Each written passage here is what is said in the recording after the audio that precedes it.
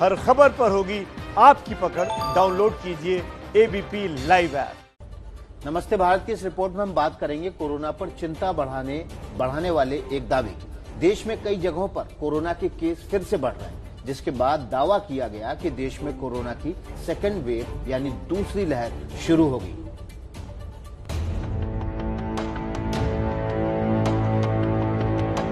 क्या देश में कोरोना की सेकेंड वेव शुरू हो चुकी है?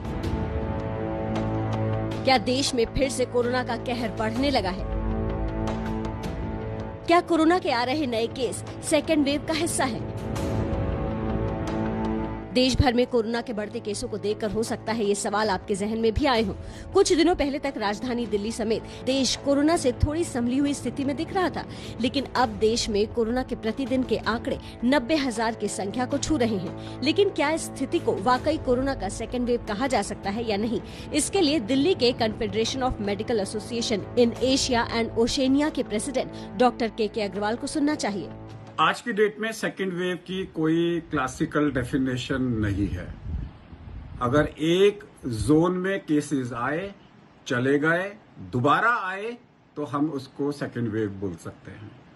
लेकिन अगर एक जोन के बदले दूसरे जोन में आए तो कंटिन्यूइंग इन्फेक्शन बोलेंगे।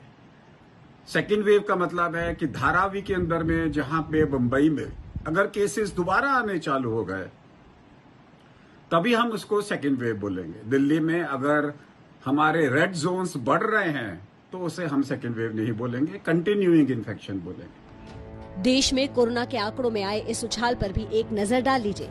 भारत के कुल एक्टिव केस का 62.14% हिस्सा महाराष्ट्र, आंध्र प्रदेश, कर्नाटक, यूपी और तमिलनाडु से है। दिल्ली में एक्टिव केस दोबारा बढ़कर 20,000 को पार कर गए हैं। कोरोना के बढ़ते केस के पीछे असली वजह कोरोना का सेकेंड वेव है या कुछ और, इस पर अब एक्सपर्ट की राय जान लीजिए। शुरू में जो इन्फेक्शन होगा वो ज्वाइंट फैमिलीज में होगा, ज्यादा लोगों को होगा। सेकेंड टाइम पे जो इन्फेक्शन फैलेगा वो कम, जो छोटे फैमिलीज हैं उनमें पहुंचेगा। अल्टीमेटली सिंगल केसेस के अंदर में होगा। टेस्ट ज्यादा होंगे, केसेस ज्यादा होंगे।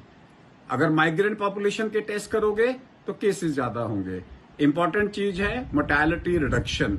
अगर मोर्टेलिटी कम हो रही है तो चिंता नहीं। डॉक्टर के अग्रवाल का ये साफ कहना है कि जितनी बड़ी तादाद में कोरोना के टेस्ट किए जाएंगे उतने ही ज्यादा कोरोना के केस सामने आएंगे। डॉक्टर के अग्रवाल की ये बात कोरोना के इन आंकड़ों से भी मिलती जुलती है। 15 से 21 जुलाई के बीच एक हफ्ते में हर दिन 3,26,971 सैंपल टेस्ट हो रहे थे। 5 से 11 अगस्त के एक हफ्ते में औसत में हर दिन औसत 6,31,014 टेस्ट हो रहे थे। 19 से 25 अगस्त के बीच एक हफ्ते में हर दिन औसत 8,40,608 टेस्ट हुए। 2 से 8 सितंबर के बीच हर दिन औसत 10,46,417 टेस्ट हुए। ये राहत की बात है कि देश में कोरोना टेस्टिंग बढ़ा दी गई है, यानी कुछ दिनों से बड़ी संख्या में आ रहे कोरोना केस के पीछे बड़े पैमाने पर टेस्टिंग अहम वजह हो सकती है। सेकेंड वेव तब भी आ सकती है जब नया वायरस आ गया हो, आपको मोर्टेलिटी ज्यादा हो, डिफरेंस नजर आ रहा हो, तब हम उसको सेकेंड वेव बोलेंगे। आज की डेट में हम ये नहीं बोल सकते कि सेकेंड वेव है। It is an extension of first wave.